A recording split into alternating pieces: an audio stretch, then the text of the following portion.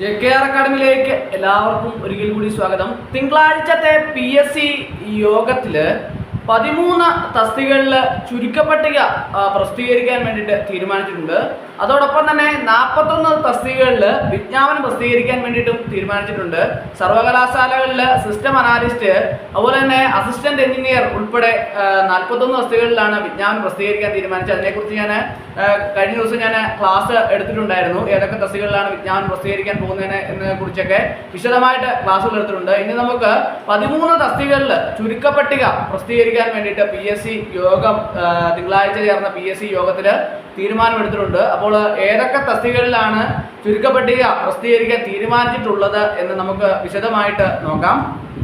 Medical വിദ്യാഭ്യാസ വകുപ്പിൽ assistant professor in surgical gastroenterology, assistant professor in neonatology NCA, അതുപോലെ തന്നെ Ezhava Thiyya Billava assistant professor in nephrology, assistant professor in nephrology 1ാം NCA Ezhava Thiyya Billava, assistant professor in neurology, assistant professor in nuclear medicine, assistant professor in paediatric surgery, അതുപോലെ തന്നെ assistant professor in psychiatry 1ാം NCA Vishwakarma. Kasaragod ജില്ലയിലെ വിദ്യാഭ്യാസ വകുപ്പിൽ high school teacher natural science Kannada medium 2ാം NCA Muslim 747/2022.